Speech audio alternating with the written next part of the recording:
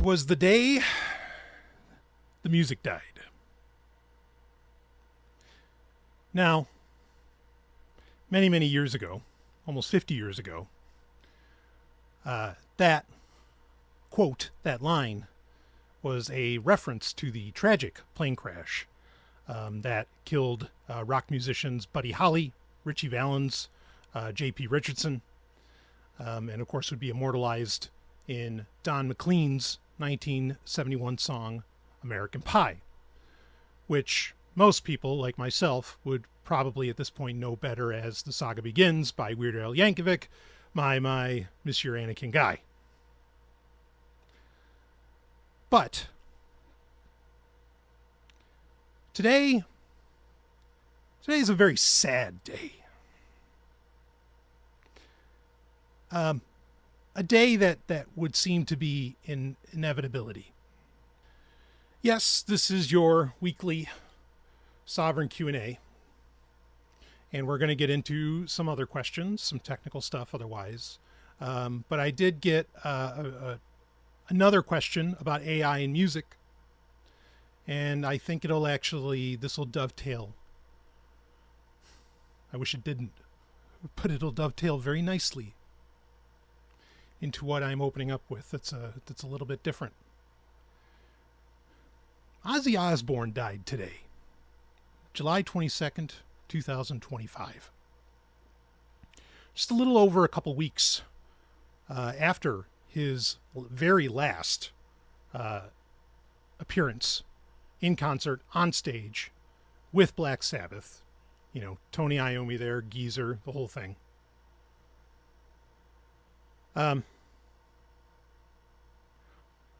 was fortunate to, and there's a strangeness in all of this. If you saw the show, it's called Back to the Beginning. The final show is from July 5th. It's very long because, well, Ozzy couldn't exactly, perform like anywhere near 100%. Of course, that's been true for a very long time. And I say all of this with respect. But he's been battling Parkinson's disease, as I understand it, for quite some time. Because of that, he basically had to perform the entire show from the throne. Now, I don't mean a toilet. I mean, like, from this fucking badass black throne for none other than the Prince of Darkness. Now, of course, him and Alice Cooper, in my head, always kind of combat for that for that title. But it doesn't matter, because there can be multiple kingdoms and multiple princes in this world of heavy metal. A world that I am intimately attached to. And in many ways, Ozzy isn't just the Prince of Darkness. In many ways, he's the king. But if you saw the show, the show had a lot of other acts, coming out, both classic and modern, and, from basically the past 50 years of heavy metal, which, Black Sabbath and Ozzy obviously, helped bring to fruition, right? It's basically, your three main acts that started the whole heavy metal thing. I mean, look, we don't need to get in the Yardbirds and all that stuff, okay? Like, believe me, you're talking to an absolute music historian. I understand, okay? But, widely accepted, you have Black Sabbath, Led Zeppelin, and Deep Purple. Now, as I've always said, out of those three, Deep Purple is my favorite. I do not like Led Zeppelin at all. Not a fan. I mean, I understand, like Jimmy Page, the whole thing. I mean, that Page covered album, holy shit, great stuff. Okay, like I understand it. I get it. I've listened to it often. I'm just not a fan. It's not something that I can ever recall, like, where I really turned it on, other than that Led Zeppelin, the classical album that came out in the 90s. That I enjoyed, especially Kashmir. Anyway, Black Sabbath, though, I love. I mean, I fucking love. And not just the Ozzy era. Dio, Seventh Seal. I mean, just go down the list. Or, I'm sorry, Seventh Star. And, of course, 83's Born Again, where they actually brought in Ian Gillan. Like, fuck yeah, man. What a great mix. Right? Best of both worlds on that one.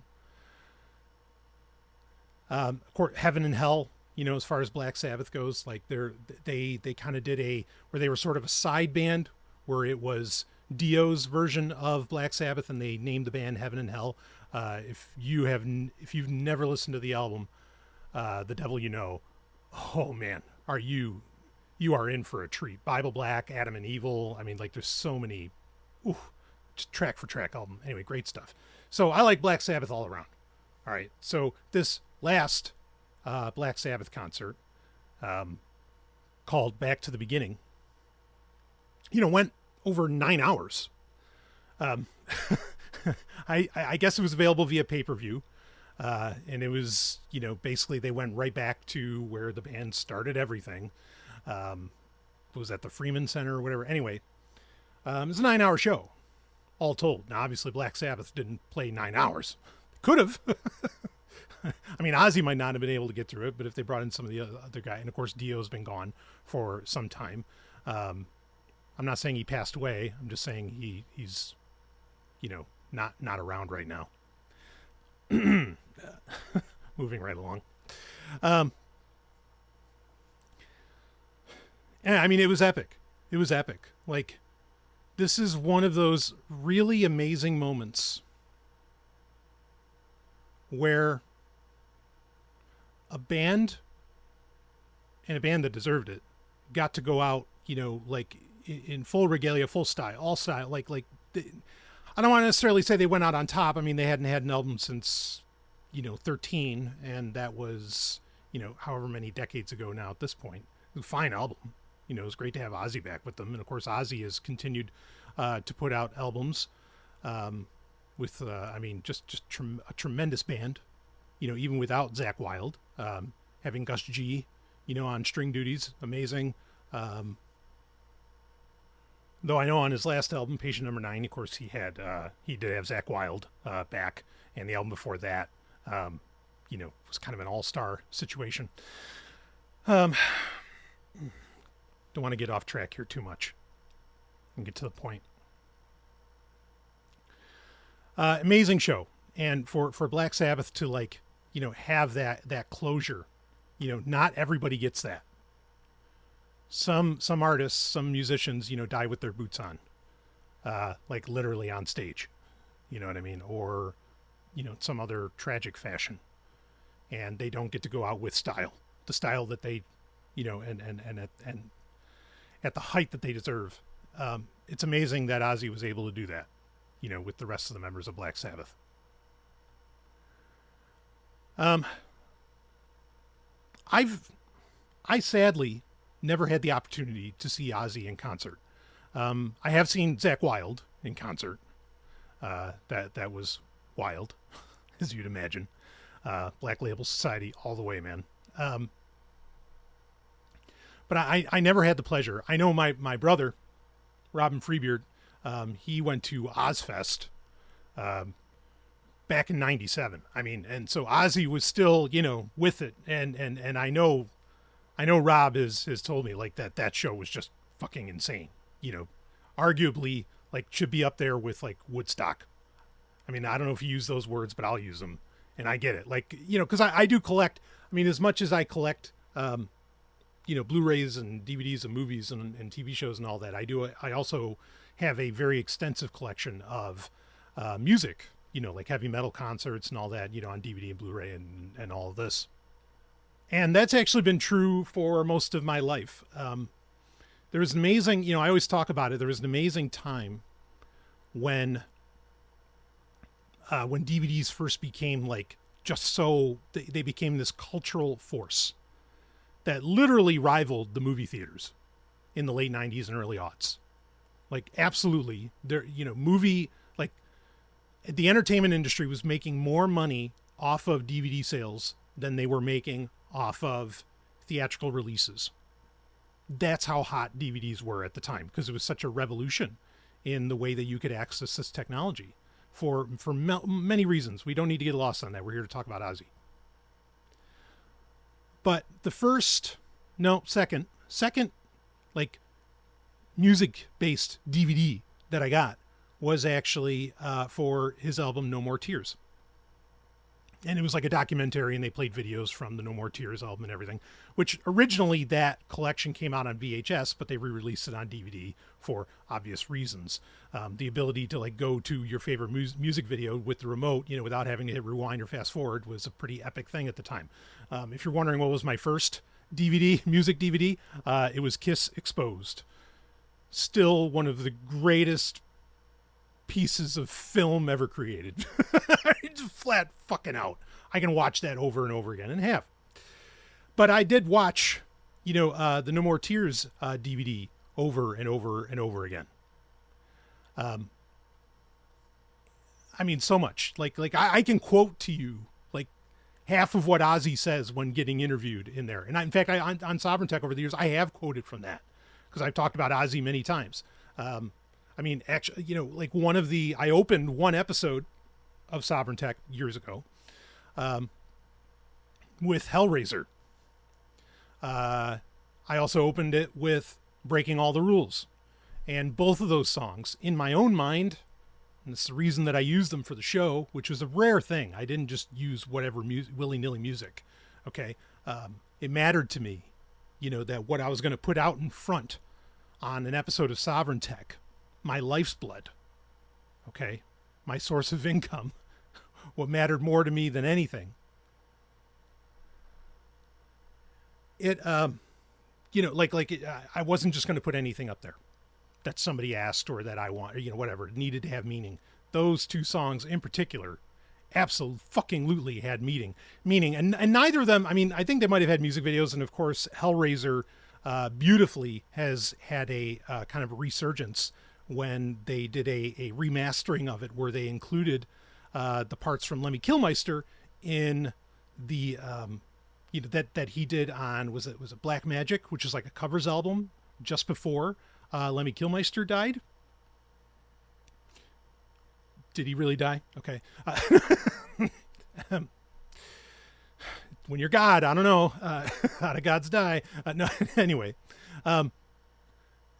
And they put them together. They spliced it together, like Ozzy's, you know, performance of Hellraiser and Lemmy Kilmister's, you know, performance of it. And it's so awesome to hear those two kicking ass. And even the music video, it's all an animated thing because it was made posthumously after Lemmy died. The video was. It is so cool, you know. Just those two legends. It's too bad I never really got to see that live. That just would have been insane. But those two songs in particular, you know, play in my head rent free as like theme songs for my life. Absolutely. There's so many songs. I mean, Ozzy alone, to not even say anything about Black Sabbath, okay? Ozzy alone has had. There are so many hits like on every album, you know, that have never gotten radio play. He's one of those artists that convinced me at a very young age that you got to go beyond the radio, because the best shit you're ever going to hear, and part of it came from that DVD actually, but the best shit you're ever going to hear never got on the radio. I mean, you have to understand, growing up, you know, before Spotify, okay, like radio very much dominated what you thought existed as far as music for a lot of people. Not everybody, but for a lot of people. Okay, and anyway, fortunately, Ozzy snapped me out of that one. One of the first music CDs that I had tapes, I had plenty, but like music CDs, when I started to get into that, one of the first ones I ever had was the Ozman Cometh, which was his greatest hits album, which has a bonus song called Back on Earth. Really dark, like kind of haunting song, but with that high pitch that only he can like really do, you know, which is so weird.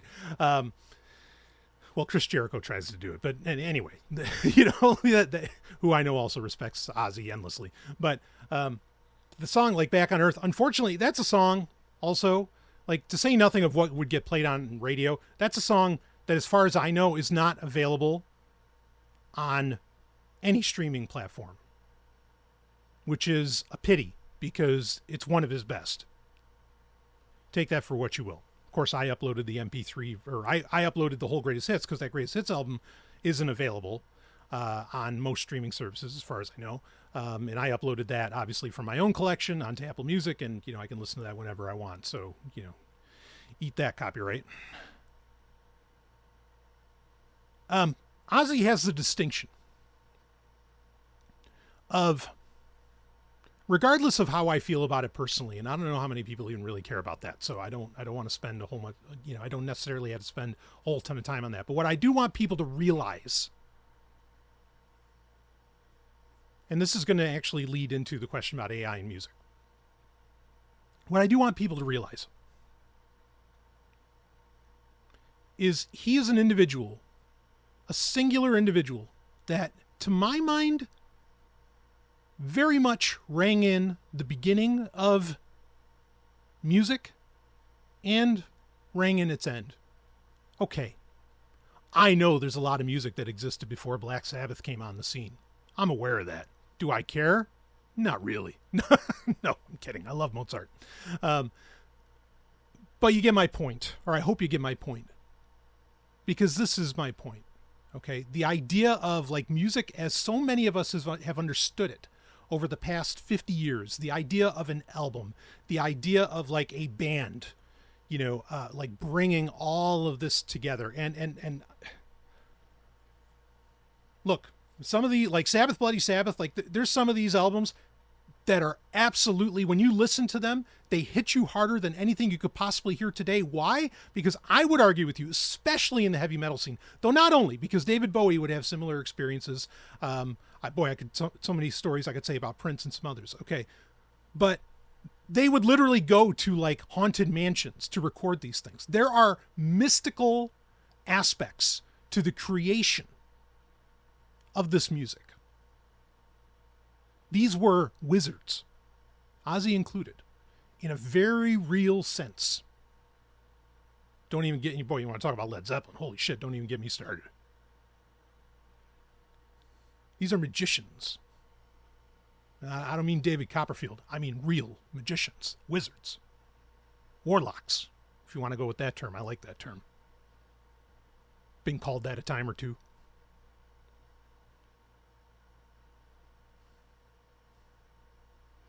And I know some people are going to say, oh, no, the Beatles started that, or the Rolling Stones started that. Like, hey, look, you have no idea. Like, I am such a big Rolling Stones fan. Beatles, okay, whatever. Yeah, I get it. Okay, yep, they did multi-track and all. Great. Okay. John Lennon, I like you. All right. But like, music is as we kind of really, that most people I think understood it. Music that was able to survive, that was so powerful, it was able to survive for 50 years. Meaning it was able to survive technological changes, market force changes, economic changes. It survived MTV, in fact, made MTV the fucking thing that it was. Keyword.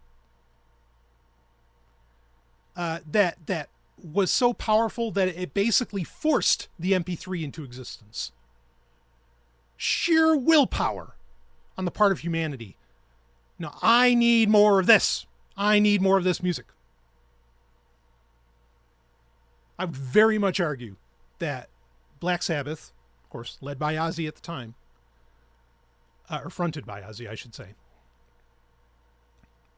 is absolutely front and center and can very much be pointed at, okay, it began here. You can absolutely do that. Like I said, they're not my favorite metal band of all time, and out of the, progenitors, like they're not even at my top. Like I said, that's Deep Purple, but give the devil, their due. So they began this whole thing, and in a very real sense, they ended this whole thing. And if you don't like me using the word began, then let me say they perfected music as we understand it. And I think it also, so it perfected with them, began with them in that sense, and then it also ended with them. The day the music died. Wasn't exactly the day that Ozzy died, July 22nd. But July 5th, that last performance, I think so. And I'm not the only one to say that. I noticed quite a few others, celebrities and whoever else, people of some degree of influence, I suppose, who were there even. And they all kind of said the same thing. Like, this is the end. Like, music is over after this point. This was the high note. And I don't disagree with them. Like, I really don't. It's, you know, I did a Q&A, I think it was a Q&A, a couple weeks ago that was all about AI and music as well. I'm going to try not to reiterate that here as I go over things. But it's still valid, and as AI continues, as the technology continues to evolve in its use, certainly, you know, reactions can evolve, perhaps, even for me. But I had said in that episode that, like, okay, yeah, you know, AI music, it's basically it's like a bodybuilder on steroids, right? You know, it's not natural. There's something else extra going on. You can still appreciate it for what it is. It's still, you know, enjoyable or whatever. You know, but we're aware that it's not entirely natural. That's kind of the analogy I put towards, you know, AI produced music. I got another question about this. Like I said, we're going to get into that. Okay. But like I said in that episode, I think we're at the point now where, and I don't blame the artists for doing this, like, you have to produce so much content as any kind of creative, musician, podcaster, video producer, whatever, writer, whatever you do, you most of us have to produce so much fucking content to stay relevant because of the speed at which entertainment occurs now, thanks to the internet and social media platforms and so on. Okay. Like, no, I don't blame anyone for using AI to assist with their art creation. Okay. Now, the question I'm going to get into actually isn't about assistance. It's about just wholesale creation and use, and claims perhaps that it's not AI, but oh yes, it is. We'll talk about that.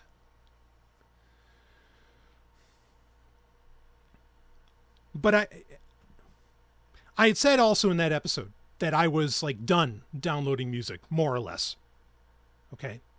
And it's not lost on me, the synchrony, that the last thing I downloaded from the site that I normally would get most of my metal music, that being getmetal.club. That site, okay, the last thing I downloaded from that was the 9-hour copy, also the album version, but the video of, you know, of that last concert on July 5th of Back to the Beginning. And obviously I couldn't know what was going to, you know, happen 17 days later with Ozzy. But for me, it was already like, okay, yep, this is the demarcation point.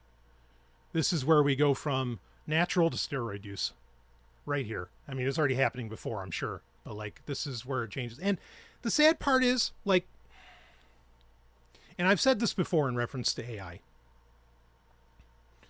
you know, I mean, I don't think anybody would give Ozzy an award for his vocal chops, right? Like, nobody would come out and say, oh, he sings like Celine Dion. You know what I mean? Like nobody's going to say that. But that doesn't matter. Like, there was something just dare I say, I'm very careful with this word, but I'm going to go with it. Something supernatural about Ozzy's performance. There was something else there. There was something so powerful that no computer. Look, I'm sorry. Hey, I love making AI generated music too. Okay. I love using AI to do, like, little bits of voice work for me. Not my voice, but, you know, other, whatever stuff that I write out. Like, I use this shit all the goddamn time. I'm so positive on it as a tool. Do you understand? At the same exact time, I can say that while, yes, AI will likely make very good, very popular music, it will not make Ozzy Osbourne's. It won't. It can't. That comes, a thing, a creature like Ozzy comes from somewhere else.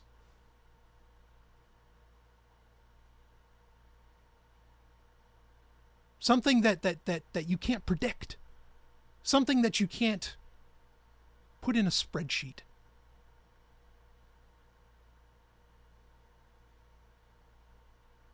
How do we have, I mean, you think about it. How do we have like these incredibly dark, like power chords that Tony Iommi is so well known for and really, like invented pretty much. Okay. How do we have that? Part of how we have that, read up about Tony Iommi. Read up about his hands and how he doesn't have fingertips. Like there's a specific way that he has to play his instrument that led to that to the creation of music of those chords. Read about it. That's a genetic, or no, it's not genetic, but like, I mean, that is a fluke of life. A fluke.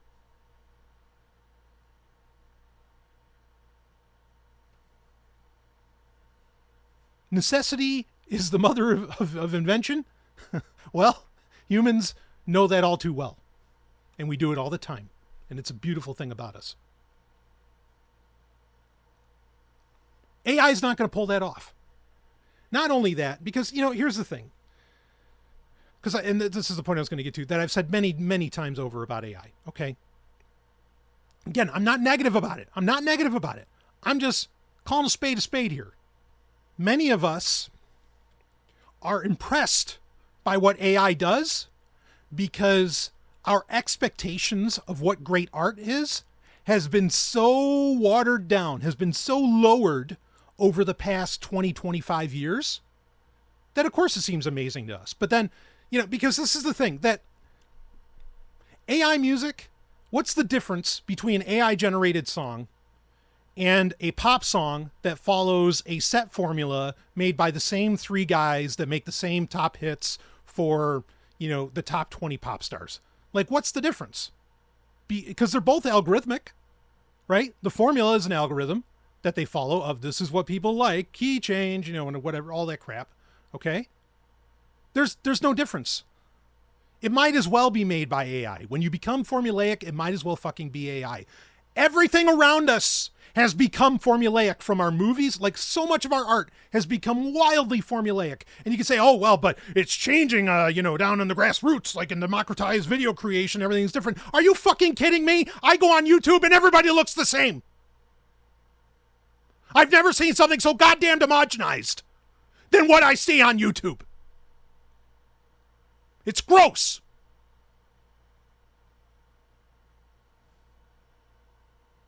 But the algorithm favors it. And they know that. And that's why they all look like that. You might as well be robots, you fucktards.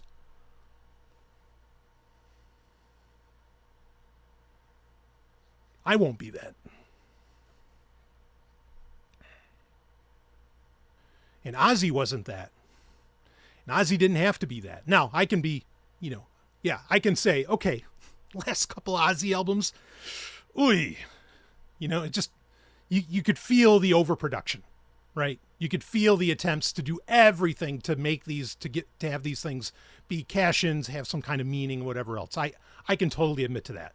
Okay. Now, am I talking about the Scream album? By no means. By no means. That album is fucking insane. Like I said, Gus G on strings, fucking dynamite. Okay, from 2010. But it was 10 years later until Ozzy came out with another album. I can say that, all right, those last two albums, ooey.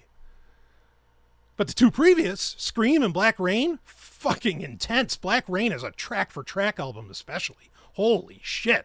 Tour de force, man. Those are classics as much as anything else Ozzy has ever done. Ever. Those are albums that are, especially Black Rain. That's an album, I mean, that right with Blizzard of Oz, No More Tears, Diary of a Madman, Bark of the Moon, Ultimate Sin, No Rest for the Wicked, No More, just Osmosis, go down the list, okay? Like, all of them. It's going to go down with all those. You're like, wait, what's No Rest for the Wicked? What's the Ultimate Sin? I don't know that one. Oh, yeah. Because somebody doesn't like the guitarist that was on the Ultimate Sin in particular. Anyway, that's a whole bunch of other history. I could regale such a history around Ozzy, but we don't need to do that here. Okay, what matters, the point is, right now, Look, music has been fake for a long time. It didn't really, it ended, in some ways, it ended a long time ago. That's not to say there isn't great music still getting made. Like I've said, I mean, you have so many bands, even just in metal. I mean, you have, Beast in Black, Battle Beast, Palace. I mean, like Rock and Roll Radio. Holy shit. One of the greatest albums ever made. I mean, like there's Amaranth. There's so many bands I could list off, that still produce great shit. But I think we're at the point now, okay, and these bands were like Crazy Licks and whatever. They're great because they were bucking the algorithm, and you could feel it. But, now, like, now it's not even a matter of like bucking the algorithm. It's not even a matter of like, oh, how do we get a better social media presence or a better YouTube presence? Like now you can basically like feed, quote unquote, AI, your catalog and say, all right, make me some shit, and you might change it up a little bit here and there, but it's going to do a lot of the legwork. That doesn't mean the music isn't going to be something that, that doesn't make you feel, that doesn't make you emote. It may still do that. That doesn't mean it's not going to be like an inspirational song. Perhaps it can still do that, especially if humans use it more in a co-pilot fashion, as in it's helping them along, not doing it whole cloth. Okay? But there's going to be something missing. And you might not notice it right away, but in enough time, you will. You really will. Just like that moment when so many people suddenly realize, like, wait a minute. Why is everybody in the YouTube thumbnails, just like a giant shot of their head with their mouth open, like they're about to give a blowjob? Right? What's up with the algorithm on that? Anyway. But there is the point where people suddenly realize that, and they're like, hey, wait, this is fucking weird. And they're right. And that moment will come with this, shall we say, steroid-enhanced music. That we're already encountering. So for me, in a very real way, and again, it happened completely unintentionally, that the very last thing I downloaded was that last show from Ozzy and Black Sabbath. But for me, in a very real way, like music as we knew it died that day. And it died, if you want to put it to this date, that's fine. It died the day Ozzy died. And that's a remarkable achievement. To both be a part of perfecting music as we know it in more ways than just the music, like the industry standards. I mean, so it's like so many things that I think they really, help like bring to that. And heavy metal is, I've always said it, heavy metal is the ultimate form of music because it's the one type of music that can actually incorporate every style you can think of. You can even bring in a banjo. Just ask Devin Townsend. Yeah, fucking right. So, this is where we're at. It's sad. It's a sad day. I mean, I think people were expecting it for a very long time. I mean, I remember, watching the DVD for Live at Budokan, and fuck, that was 15 plus years ago, and you could see just how hard a time Ozzy had, tossing the water out of the bucket onto the crowd, then. So, again, everybody, I think, was expecting it, but boy. What a loss. And, absolute rest in peace, rest in power to the Prince of Darkness. Because again, it's not just a loss of Ozzy. It's not just a loss of Ozzy. It's a loss of a time, of a method, of a period, a remarkable period of human creativity that may never come again. And I could get in a very long conversation around that, because even the things that basically, if heavy metal was, say, the Greek hero Bellerophon, you couldn't have the great hero without the great villain. In Bellerophon's case, it was Chimera. And we don't really have the Chimera anymore. We don't have Tipper Gore. Not really. Okay. We don't have Tipper Gore and others to like, or, and Ozzy dealt with this more so than others, right? Like you think of the song Suicide Solution, where, where the claim was that this young kid, killed himself because the song, the claim was, and this went to court, Ozzy went to court over this. The claim was that the song was putting in like backmasking and subliminal messages that said, get the gun, shoot, shoot, shoot, shoot, shoot. That was the claim. No, it's horseshit. You can listen to the song. Like, that's not what's going on at all. Okay. But at the same time, what made heavy metal music like something that you just gravitated to, yes, it's the greatness of the music itself, the musical prowess for sure. Okay.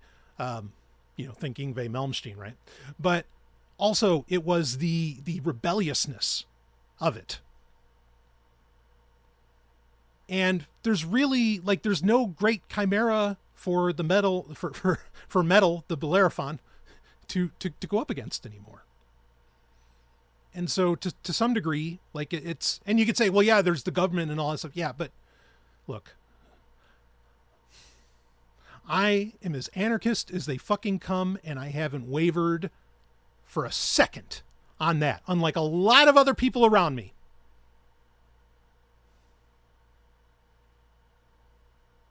But, anti-state, anti-government music is never going to be something that sells millions of copies of albums. It's just not. Just deal with it. It's just not.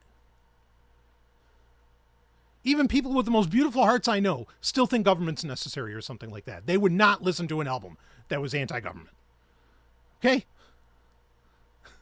So even if we still have that chimera, it doesn't matter. The music's not going to work against it. In fact, there hasn't been great anti-war music other than that one song by Smile Empty Soul from 2009. There hasn't been great popular anti-war music in decades.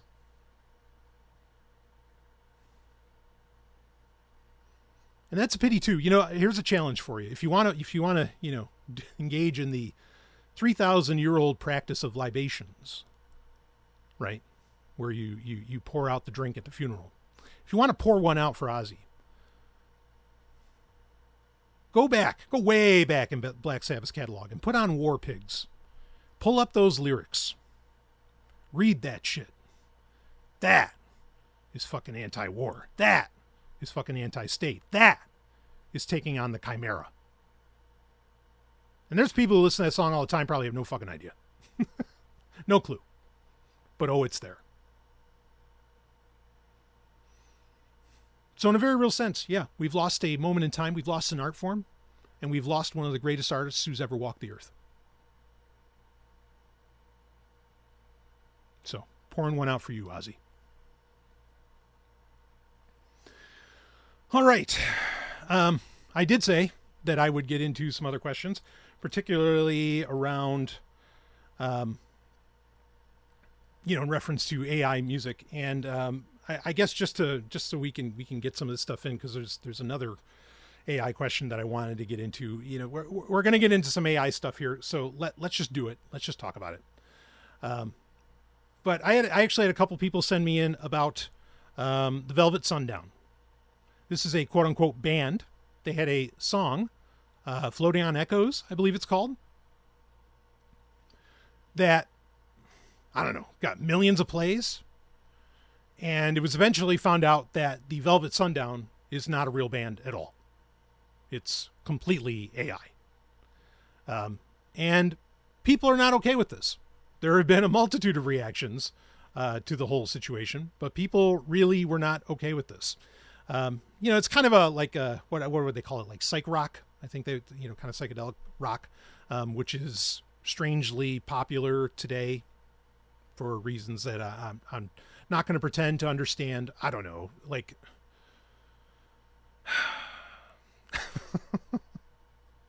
Look, metal's dead, man. Right? I mean, sure, yeah, Beast and Black's going to come out with a new album.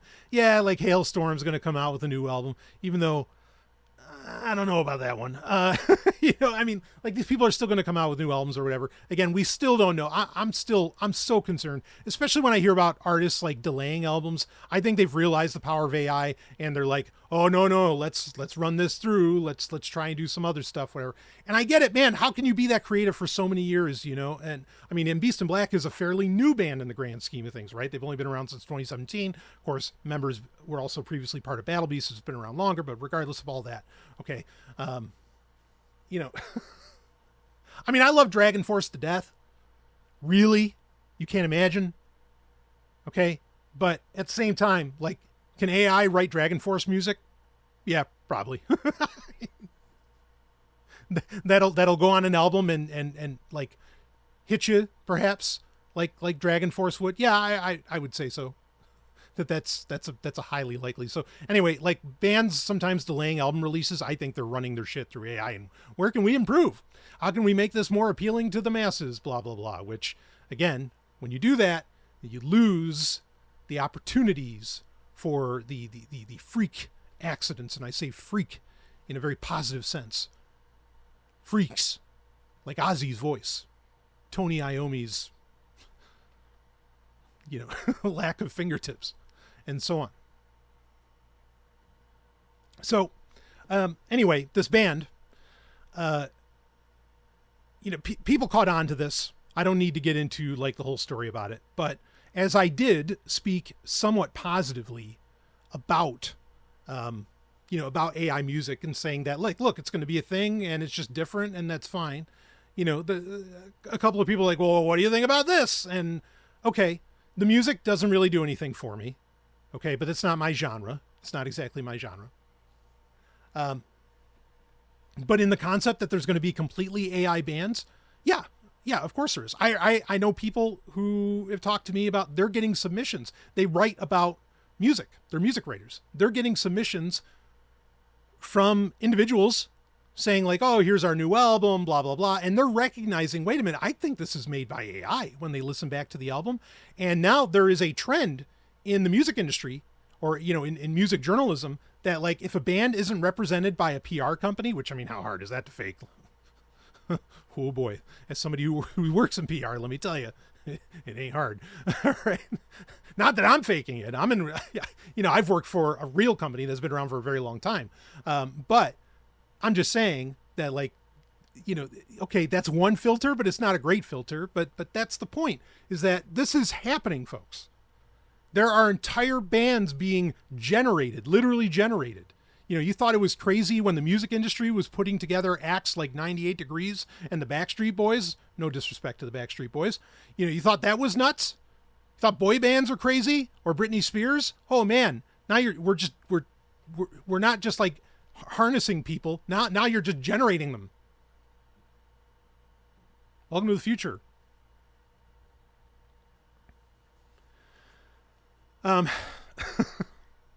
So we're at this stage. Okay. Now, look, if the music's good, the music's good. What are you going to do? You know, to me, to some degree, okay, around this whole thing. All right. To some degree, it's all kind of moot. Two things that I predicted many, many, many years ago, over a decade ago on Sovereign Tech. So you can find about this. Okay. One, I actually, if you remember one of my most infamous episodes, which was Sovereign Tech 2099, in that I actually talked about a holographic, basically AI generated KISS, like new members, but they were all holograms. They weren't real.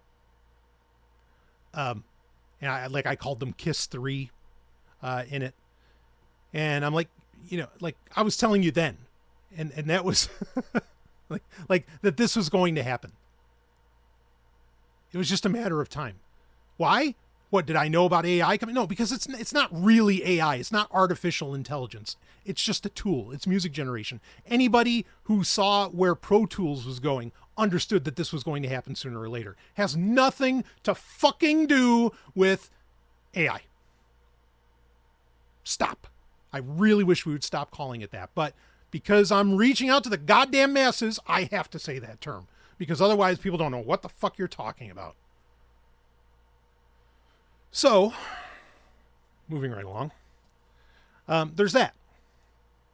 The other point that I had made is we really have, I mean, yes, new instruments do still get made from time to time, but by and large, we have a very, you know, just because of, I mean, frankly, even just because of economics as they are, okay, we have a very set amount, like a set structure of instruments.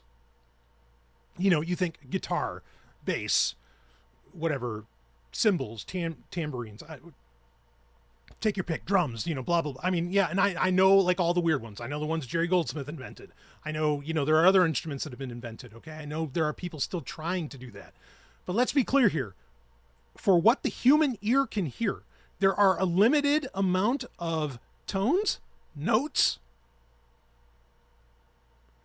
that can be taken in, and mathematically, eventually, you get to a point where, I mean, yes, you can always rearrange them in a certain way that would make them potentially original, but eventually you get to the point where everything would sound the same. It's unavoidable unless you start inventing, you know, other instruments. But then, I mean, you run into the other problem of like, you know, the way the music industry has, you know, shaken out, unfortunately, is that we want, you know, sub 3-minute songs, quick hooks, blah, blah, blah. And like, how many notes can you play in that amount of time? And so you just put together all of the elements that make a song.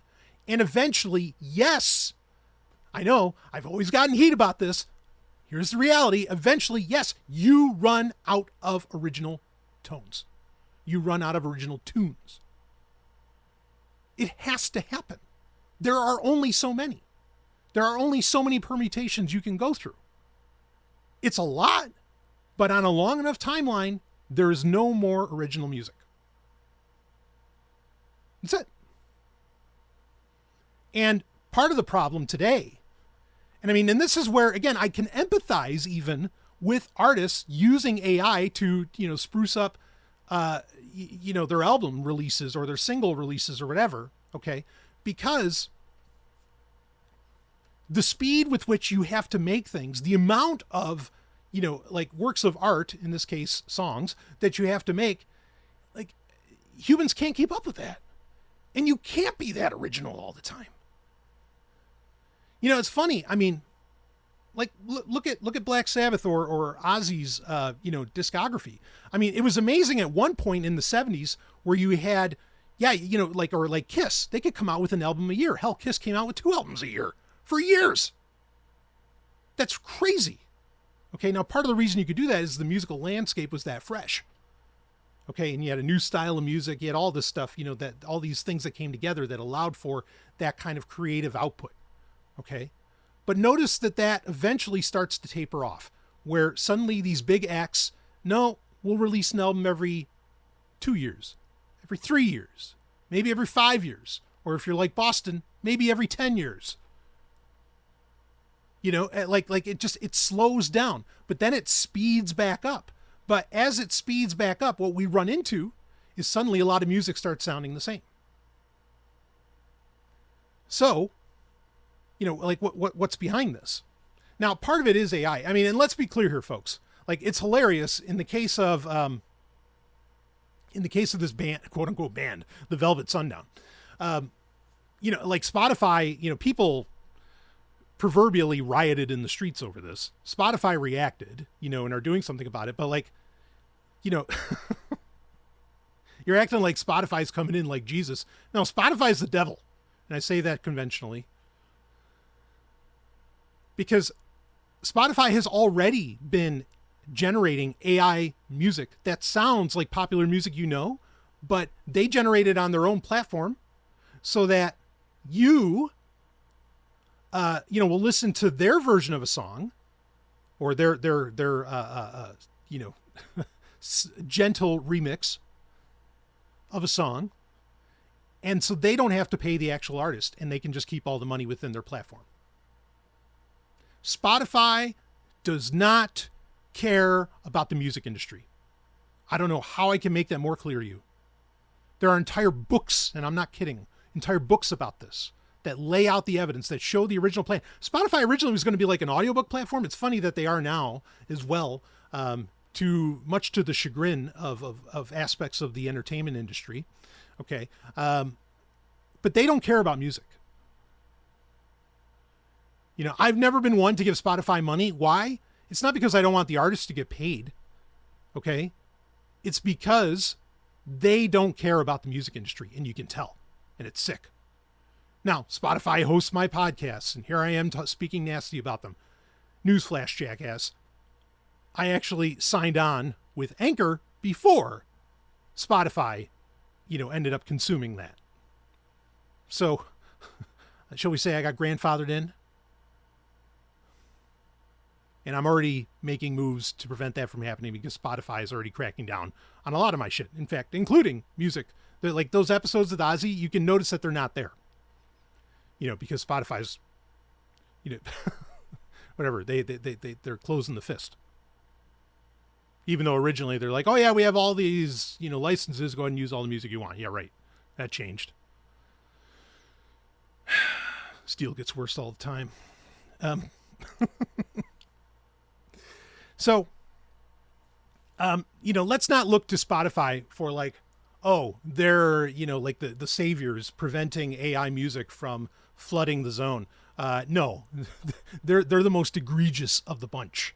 I guess they just don't want competitors in the case of Velvet Sundown. So for me, I guess what are my thoughts on this?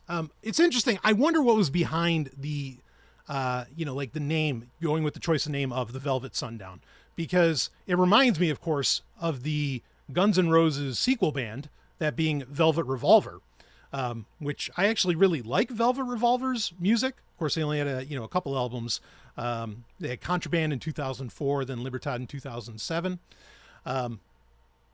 And it's funny because like the Velvet Revolver was just as much a scandal in the news as Velvet Sundown was. Because Velvet Revolver did the very controversial action. What was it called? Media Max CD3, I think it was called. It had a different name in Europe, but it was this experimental copy protection at the time in 2004, so that you couldn't make a copy of the CD, and so you couldn't make MP3s out of it by putting it in iTunes or whatever, however you decided to do that at the time. I mean, that was, oh man, that very controversial at the time. People freaking the fuck out about that, rightfully so. Of course, that that didn't last long, and I mean, the music industry's like attempts to keep people from being passionate about their music and getting the music the way they want, and getting out from under the exorbitant prices charged for CDs and so much more. Like you're always going to lose that battle. Okay. Part of my concern with like these AI generated bands is that, yeah, it's going to be signal to noise, and the noise is going to kill a lot of the signal in this situation, because there is no real barrier to entry. Like, it's not expensive to do.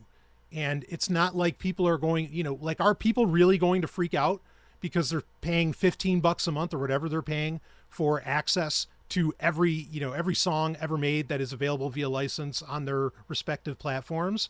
Are they going to complain about like a couple AI bands or even 100 or 1,000 AI bands or whatever? No, it's just something that's going to end up going up the charts or whatever. And there's so much fucking music now that people don't even want choice anymore. They want the algorithm to choose for them. And I'm not saying there can't be value in that. There can be at sometimes. Okay. But it's going to get to the point where, like, look, if the AI is generating the music, AI knows how to game its own game.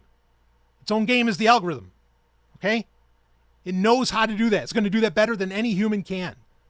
So it's not going to be about, oh, what resonates most with me as a human. It's going to be what resonates most with the top 100 Spotify playlist, which is exactly what happened with Floating on Echoes here. Okay. And that it's going to become a fucking wasteland of music. Will there be good songs made by AI? Like I said, yes, of course there will. It's inevitable.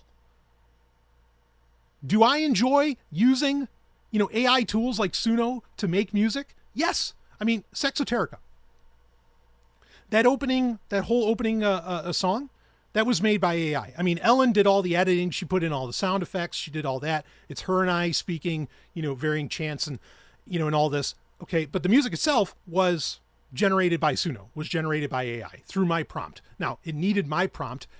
What I found to be acceptable is what I needed. But like, why did I do that? Okay, first off, it's because, like, I can't afford to pay an artist as much as I want to, and I've even explored that in the past, okay, for Sovereign Tech. I can't afford to pay an artist to make a custom song for me. And I also cannot afford to have my shit taken down all the time, okay, for my podcasts because I'm using copyrighted material. I know there's people who don't care about that, and there was a time where I didn't care either. But the way that the industry works now, you can't get away with that. I mean, you can if you don't care, okay? But like if you're going for certain metrics, profitability, numbers, which I am, I have to pay attention to this stuff. Doesn't mean I have to like it. I'm just saying I have to pay attention to it. Okay. Like, why do I use AI to generate thumbnails for all of my podcasts, that I put up on YouTube and everything? Why? Because I can't afford to hire anybody else. Okay. But once again, fucking algorithms that control our lives say, you get ranked higher if you have a thumbnail, right? There's all these little things that inspire people. And I don't mean inspiration. I mean, just incite them perhaps. I don't know. Okay. To use these tools because there are things that for completely bullshit reasons, like SEO and all this other really gross, nasty shit. Okay. That they have to include these elements into their work, right? Like a blogger. Why does a blogger want a header image? Fuck that shit. Who cares about a header? You don't look 2 seconds at a header image usually. You want to read the content to, give me the scoop, give me the news, give me the insights, all that, right? That's what you're there for. But if you don't have a header image, Google downranks you. So you're fucked. So why is everybody, using AI generated header images? Why? Because we need header images just to rank on Google or wherever. It has nothing to fucking do with someone's desire to have this epic, header image. And people don't understand this. They don't understand these small motivations of how making money via the internet fucking works when you're in media creation of any kind. They don't know. And so you're like, oh, there's just AI slop everywhere. No, that's the incentive.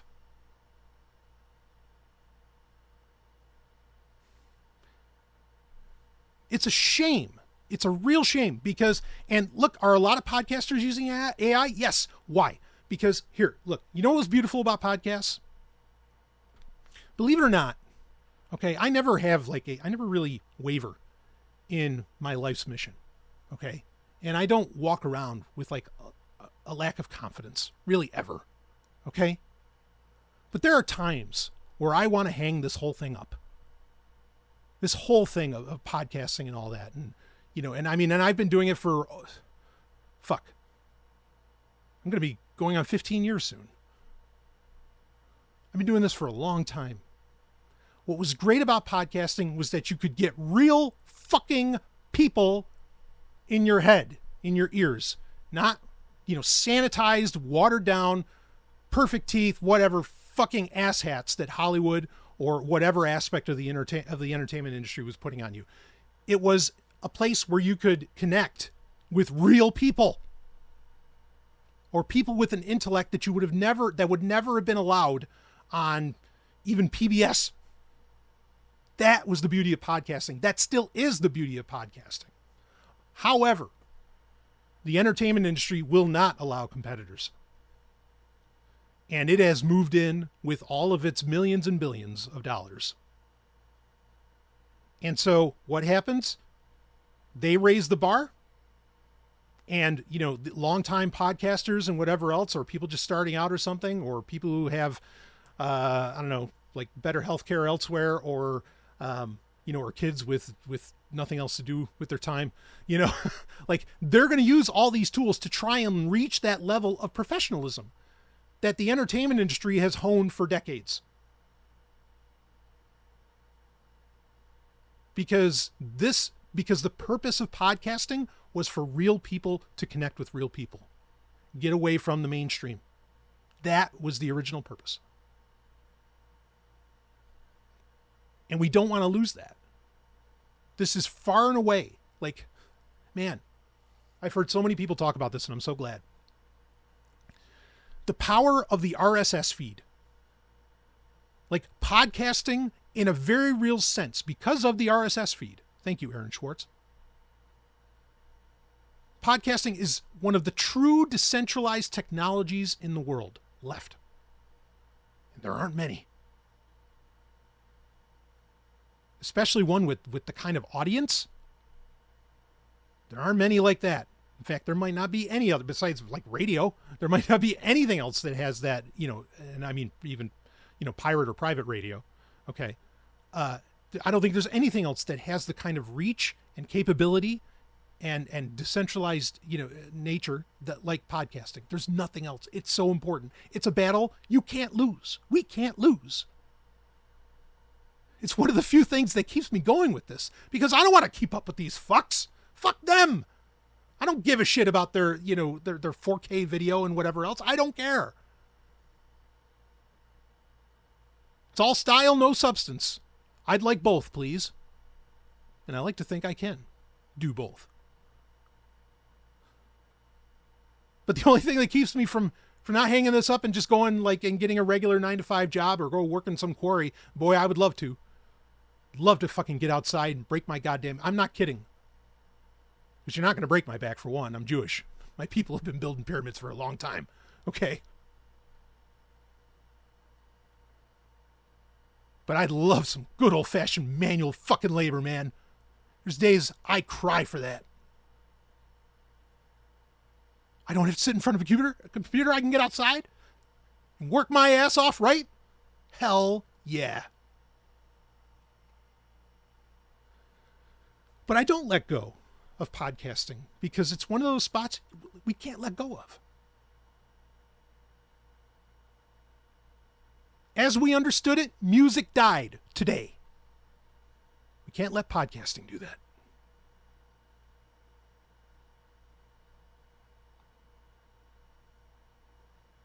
So AI bands, inevitable. AI podcasts, inevitable. In fact, AI podcasts, honestly, again, like I said, I'm not against all this stuff. I say all of these things, okay, maybe speaking from the spirit of an artisan of some kind, okay, not saying I'm an artisan, but you get my point. Because like Notebook LM, my ability to take a 800-page book, textbook, from Brill, you know what I'm talking about, and plug that in to Notebook LM and have it make a 50-minute podcast for me, for a book that would take me months potentially to really read, and everything, is revolutionary. I said this before. I said Notebook LM is like the greatest technological leap since the Gutenberg press. That's no exaggeration. Like the ability to filter through, to get to the information you need that is already being blocked off by a lot of intellectual asshattery, okay, from the the establishment or whatever, or the people at Brill, even just at a, I mean, they keep you from getting the information just on price. Those books can cost hundreds, thousands of dollars. Ridiculous. Thanks Satan for Z Library and Library Genesis and Anna's Archive and all that. I mean, those are other things saving the fucking world, man. You don't like ebooks? Hey, I hear you.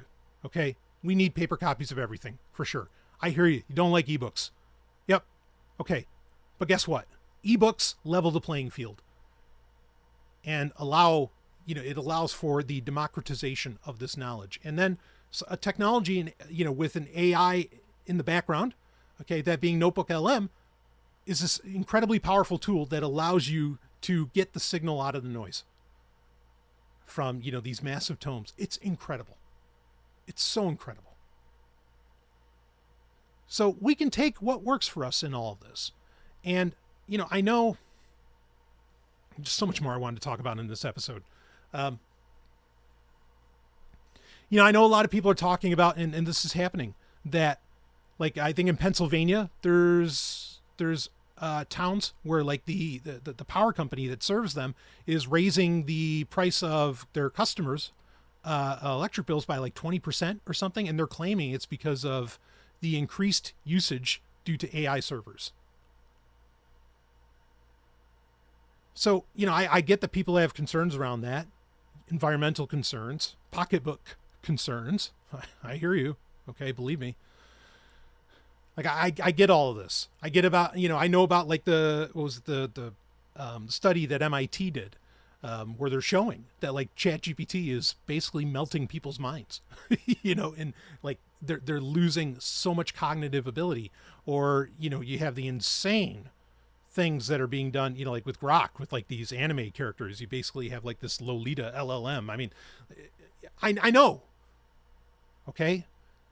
There's stuff that's useful. There's stuff that's not. That's the reality of almost any technology.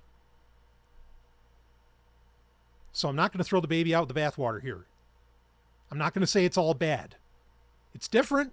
Definitely different. If we're aware of that, though, it can still be used to our advantage. But I mean, like, to have a world without AI, without people even wanting to use these AI tools, okay, would require such a dramatic, you would literally have to get rid of Google completely. We all work for Google now. You just don't know it. Or most people don't know it.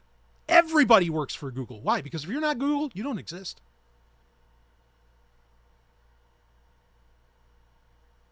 So,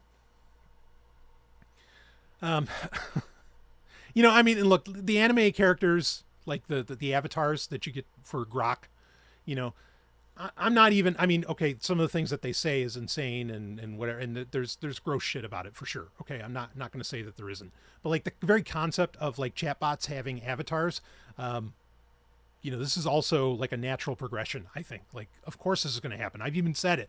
I'm like, yeah, when Microsoft was the one that was supposed to be leading the way on this with Copilot, they have not gotten there yet. But I said, when they did do that, like that would change the way people, I think, feel about Copilot and otherwise, because then there's like this more personable way to interact.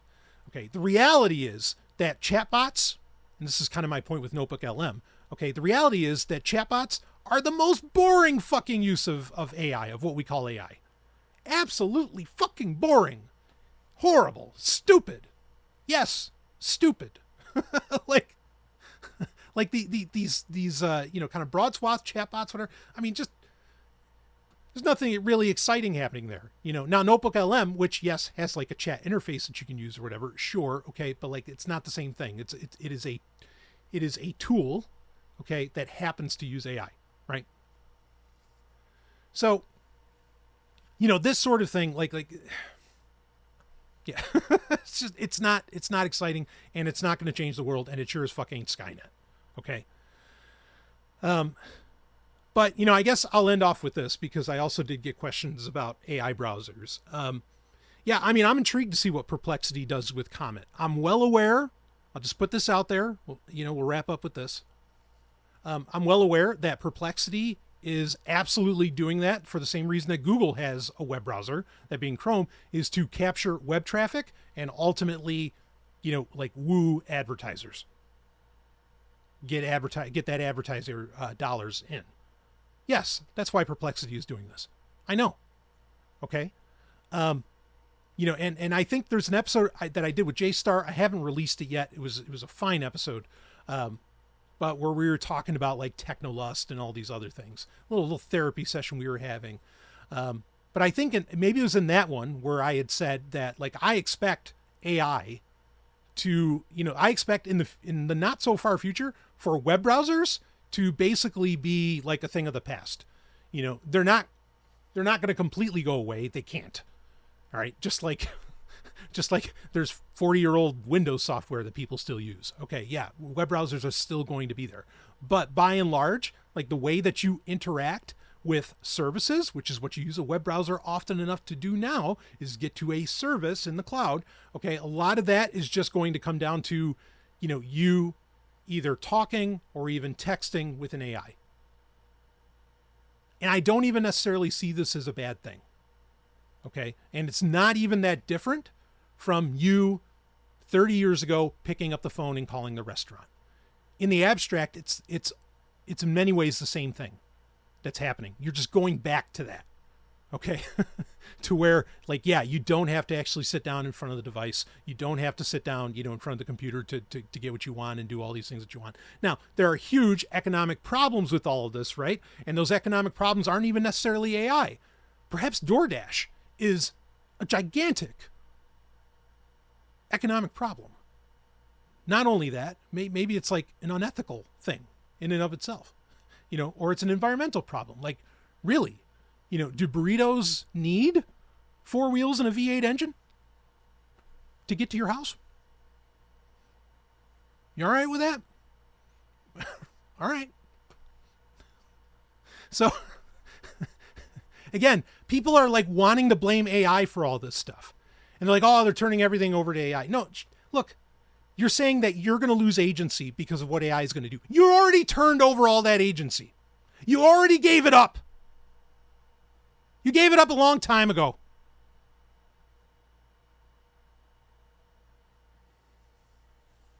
You already have intermediaries. You're not the one doing it anymore.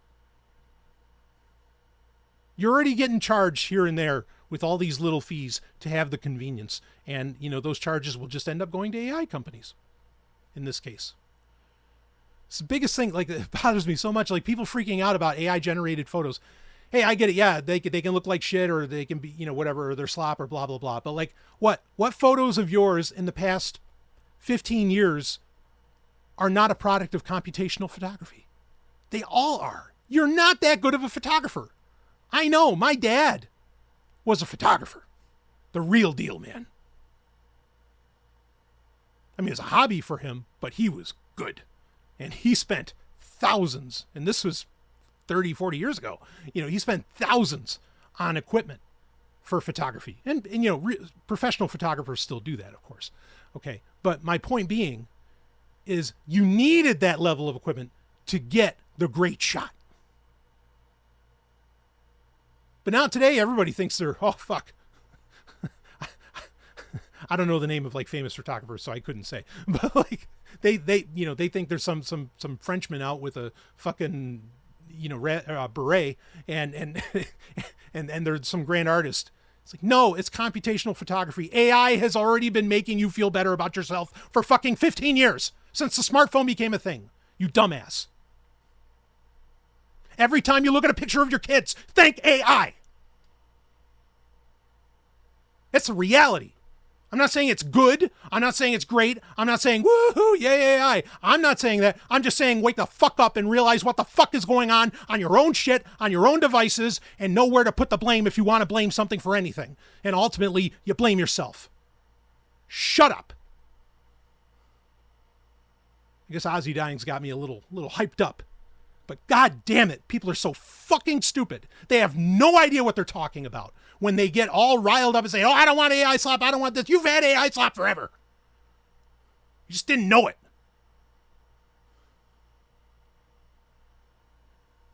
You've had fake shit. You've had fake music for 30 years. You kidding me? Go grab an old Jessica Simpson album. You tell me that's fucking real. Fuck you. You've been dealing with fake shit your whole life. And I don't know, maybe you just got older or it suddenly got real for you somehow. I don't know what happened. But you don't realize just how deep it goes. And it's not, and what do? You start saying, oh shit, Skynet's coming. Instead of looking inside and saying, oh, wait a minute. I'm not in touch with my own feelings. I'm not in touch with reality at all. You think I'm being hyperbolic? Bullshit.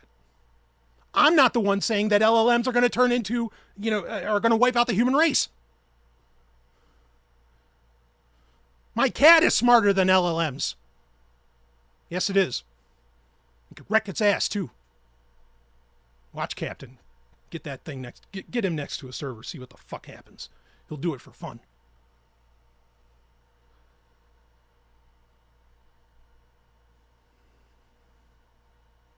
You live in a new world, yes.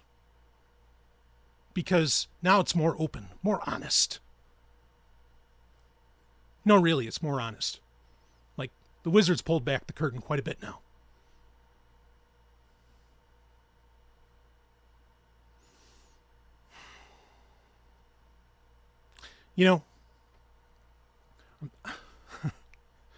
Maybe it's the doctorate of divinity in me.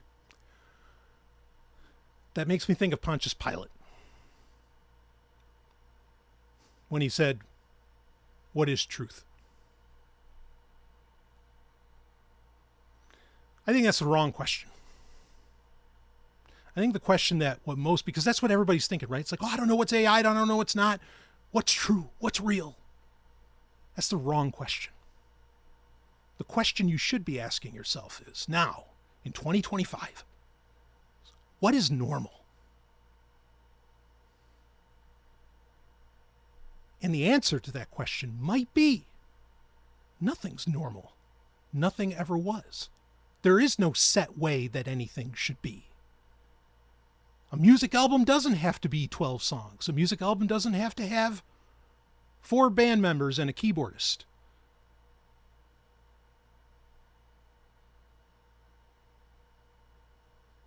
An image may not have to be entirely accurate to have meaning, or or should I say, have an entirely, have like pure fidelity to it to have meaning. Maybe nothing's normal. Maybe nothing ever can be, ever will be. And that change is the only constant. That statement most people don't really bristle at. They know that. They just don't like inverting it and realizing what it actually says.